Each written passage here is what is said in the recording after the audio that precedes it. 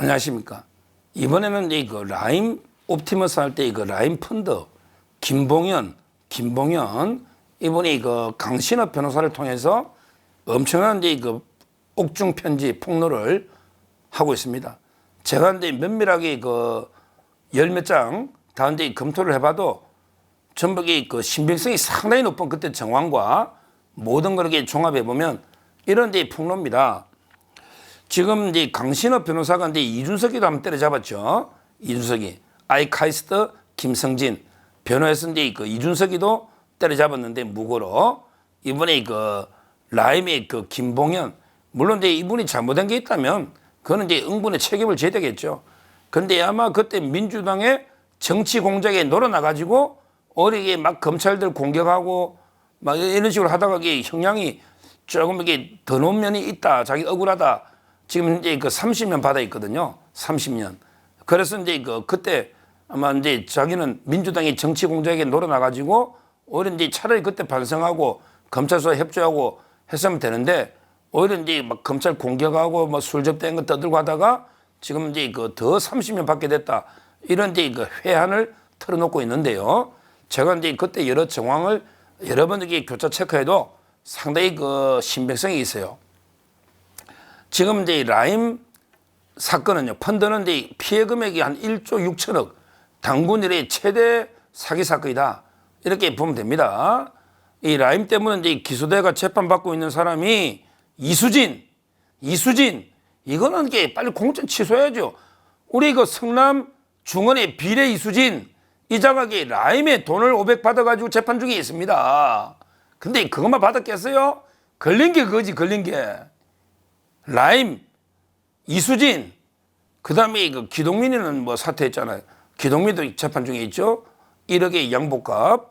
그 다음에 김영춘, 김영춘은 부산의 유명한 옛날에 국회의원 아닙니까? 시장도 나오고. 김영춘, 그 다음에 김갑수, 다 이게 그 남부지검의 그때 특수부장 이준동 특수부장이 기소해가지고 재판 중에 있고, 그때 강기정이도 5천 줬다 했는데 어떻게 빠져나와가지고 지금 광주시장 강기정 이것도 수사해야 되는데 라임이 엄청납니다.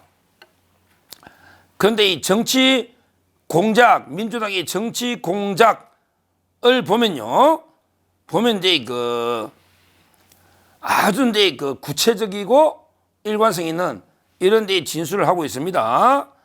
김봉현이가 어떻게 됐냐? 강신업 변호사를 통해서 이제 그 A4 용지 11장 옥중 서신을 써가지고 억울함 진실을 밝히고 있습니다. 먼저 이제 이 민주당의 공작의 시작은 2020년 5월 달에 그 민주당의 변호사 찾아와가지고 자기를 설득했다. 그러면 그 변호사가 누구냐? 이름을 아무도 안 까는데, 뭐 저는 이제 항상 그러잖아요. 서정욱 TV는 실명 까는 걸 원칙으로 한다. 억울하면 소송하든지 뭐 다투든지. 아니, 범죄 혐의자가 있고 다 이게 사건이 옥중 다 나오는데 왜 그 실명을 안 깝니까? 실명 까는 걸 원칙으로 한다. 제가 이게 김용의 위정교사 5명 이름을 다 깠지 않습니까? 변호사까지. 자, 이 사건이 누구와 시작됐느냐? 공작이 바로 이제 그 이재일 변호사. 그게 김봉현의 이제 옥중 서신의 주장입니다. 김봉현 씨의 주장인데 제가 보기에 일관성, 구체성이 있다. 이재일 변호사가 그럼 이게 누구냐?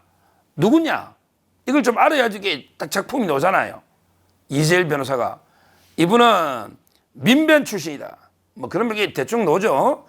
민변 출신에 현재 민생경제연구소의 공익법률위원장, 민생경제연구소, 이거 하면 이게 안진걸 아닙니까? 안진걸. 이 자는 나경원 원내대표 엄청나게 옛날에 고소고발 많이 하고, 그 우리 좌파 쪽에 유튜브 스픽스부터 안진걸, 제하고도 이게 방송 몇 번 했어요. 안진걸. 거기에 민생경제 공익법률위원장인데, 이 자가 변희재 변호사입니다, 지금. 변희재를 대리해가지고 김한수 행정관 상대로 민사소송하고 있는 변희재는 지금 이게 소나무당에 갔잖아. 소나무당에. 변희재. 그게 변호인이고 더 황당한 게 이재일 변호사가 바로 이게 한동훈 딸을 이게 고소한 거예요. 이자입니다. 한동훈 딸 있잖아. 이번에 무혐의가 뭐 조국이가 내하고 토론하자 저쪽 개진노 소리한 그게 이재일 변호사예요. 그다음에 김건희 여사 뭐 가방부터 이게 전부 고소한 이게 이재일 변호사입니다. 민변. 이자가 김봉현 처음 이게 만나면서 공작이 시작됐다. 이렇게 그 김봉현 회장이 그래서 밝히고 있잖아요. 뭐 이모 변호사입니까? 이재일 민변 로스쿨 아마 일기인가 아마 그럴 거예요. 자, 여기서부터 그 만나면서 다 이게 이제 김봉현 분의 그 자필 편지입니다. 이모 씨, 즉 이재일 변호사가 자신을 매일 찾아와가 민주당 편에 서서 검찰을 공격하자 이렇게 설득했다 이런 거예요. 그래서 그 설득에 넘어가 가지고 검사 술접대 의혹 이런 그 옥중에 입장문을 작성했다. 그리고 이제 검사 술접대를 써주니까 이재일 변호사가 이제 그 청와대나 민주당 관계자하고 접촉해서 언제 터뜨릴까 폭로 시기를 협의했다. 왜? 꼭 이자들은 바로 안 터뜨립니다. 김건희 여사 그 파우치 보면 알잖아. 딱 녹화해놨다가 몇 달 기다렸다가 1년 기다렸다가 결정적일 때 터뜨리는 이게 좌파들의 아주 상습범입니다. 그러니까 공작이라는 거죠. 폭로 시기를 협의했다. 그러니까 5월 달에 찾아왔는데 이제 10월 달쯤에 입장문이 나오고 난 거죠. 시기를. 자, 그럼 첫째 등장인물이 이재일. 아까 제가 어떤 사람이 설명했고 그 다음에 바로 이제 10월 달에 딱 그 언론문 검사 접대가 나오니까 두 번째 등장인물이 박은정과 추미애 아닙니까? 두 번째 등장인물이 박은정이가 그때 법무부의 감찰 담당하는 게 박은정이잖아요. 이번에 이자도 조국 땅에 갔잖아. 조국 땅에 우리 이종건의 부인. 그때 추미애 밑에 감찰 담당관 박은정이가 구치소까지 찾아와가지고 아이고 당신이 검찰개혁의 1등 공신이다. 그러면서 이 감찰을 추미애 장관에게 직접 보고했다. 이랬다는 거 아니에요. 그러니까 여기 박은정과 추미애 이게 두 번째 등장합니다. 자, 그 다음에 추미애가 가만히 있을까요? 추미애가 누굽니까? 개 난리 치겠지. 그러면서 이 추미애가 윤석열 총장한테 바로 지휘권 발동했잖아. 라임 사건에 손대시오. 가족의 모든 사건 손대시오.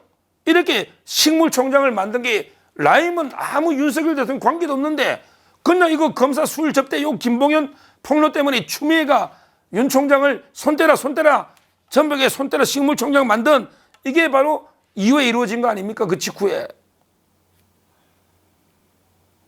이렇게 협조해가지고 윤석열 총장 죽이기 그때 식물총장 했지 않습니까? 자, 그러면 이제 그 김봉현한테도 김봉현이가 이제 검사 접대 어쩌고 해가 윤석열 죽였으니 그러면 김봉현한테도 뭐 대가를 줘야 되잖아요. 대가를. 그걸 이제 김봉현 회장이 협조한 대가가 뭐냐? 그게 바로 자기가 보석으로 빠져나가는 게 대가 아니겠습니까? 교도소에 있는 사람은 빨리 나가야 되니까. 그래서 민주당에서 보석 도와줄게. 이러면서 법까지 만드는 거예요. 법까지. 그 법을 만든 12명 중에 대표가 김용민, 남양주, 병에 조광한 후보 붙고 있는 김용미가 제가 가장 흉악한 자 했잖아. 이자가 12명을 대리해서 무슨 법을 만드느냐? 예를 들어 재판 오래 받으면 김봉현도 오래 받았잖아요. 재판 이게 오래 받으면 6개월마다 왜 영장을 갱신하잖아요. 이화영이도 3번 갱신됐지 않습니까? 1년 6개월. 이것처럼 이제 그 재판이 진행 중인 피고인은 추가로 영장을 못 하도록 그러면 이런 법이 생기면 김봉현이도 추가 영장 안 되면 6개월 지나고 이러면 나갈 거 아닙니까? 그러니까 김봉현이 당신 내보내줄게. 우리가 법을 만들어서 재판 중에 기간 지나면 추가로 영장 못하게 해서 나가게 해줄게. 이 약속을 했다는 거 아닙니까? 이러면 자기도 보석 나가는구나. 협조 대가로 당신 보석 풀어줄게. 우리가 법까지 만들어가 추가 구속영장 못하게 재판 기간 지나면 이렇게 했다는 거 아닙니까? 지금 이게 김봉현 주장이 아주 구체적이 있고 그때 실제 김용민이나 12명이 그런 법을 발의했거든요. 왜 했냐 말이에요. 왜 했냐. 그러니까 이제 김용민가 나오는 거예요. 세 번째로. 그러니까 처음에 이재일 변호사 그다음에 두 번째 박은정 추미애, 세 번째 이제 김용민의 12명 의원 이게 노는 거예요. 그리고 이제 여기 빠지면 안 되죠. 바로 이제 그 네 번째 마지막에 노는 게 조국하고 그다음에 황희석이가 놉니다. 조국하고 이제 황희석, 조국이도 정권했으니까 그 전에 황희석이라고 인권국장 있잖아요. 최강욱이 황희석이 할 때. 이자가 이제 그 이재일 변호사가 조국하고 황희석도 만나가지고 법안 발의가 아까처럼 이렇게 김봉현을 보석 풀어주는 김용미가 만드는 법 있잖아요. 김용미가 조국 밑에 있었거든요.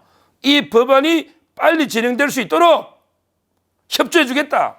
이렇게 조국이가 황희석 국장이 약속했다는 거 아닙니까? 그러니까 조국 황희석이가 김용미한테 법이 빨리 통과되도록 이걸 이렇게 도와주겠다고 약속했다. 이런 그 폭로가 나오게 됩니다.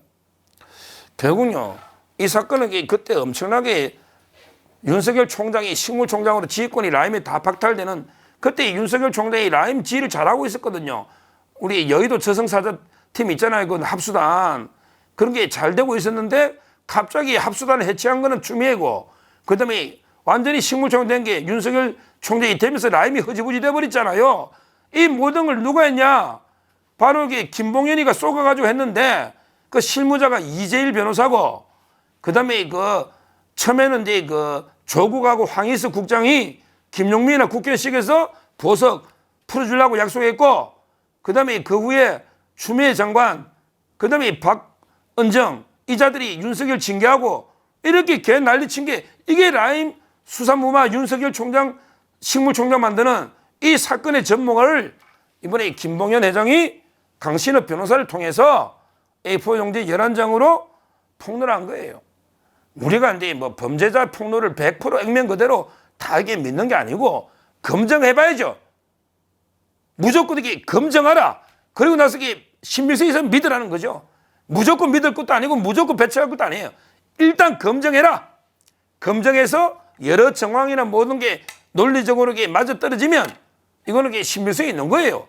범죄자 말이라서 이게 다 틀린 건 아니에요. 물론 다 믿어도 안 되지만 검증을 하는 거예요. 제가 이게 검증해 보니 그때 추미애가 완전히 뭐 윤석열 총장 잡아먹으려고 난리친 게 그 술 접대 그게 김봉현 그 편집 때문에 놓은 거 맞잖아요.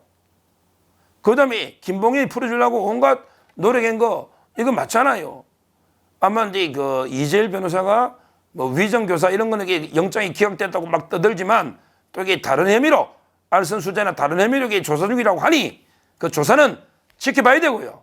지켜봐야 되고 이 좌파들은 이렇게 조직적으로 온갖 이게 개배가 윤석열 죽이려고 그때 총장 이렇게 합니다. 이게 좌파입니다. 저는 이번에 김봉현 강신업 변호사가 폭로한 거 이건 이게 가볍게 넘어갈 문제는 아니고 철저하게 검증해서 어디까지가 진실인지 따지보고 이게 책임이 있다면 추미애든 조국이든 박은정이든 황희석이든 이재일 변호사든 철저하게 김용민이든 누구든지 철저하게 수사를 해야 된다. 가볍게 넘겨갈 문제가 절대 아니다. 이거야말로 우리 완전히 검찰의 명예와 검찰을 죽인 이런 게 역공작 중에 공작이기 때문에 철저하게 배우를 수사해서 뿌리 뽑고 처벌해야 된다. 이렇게 말씀드립니다. 감사합니다.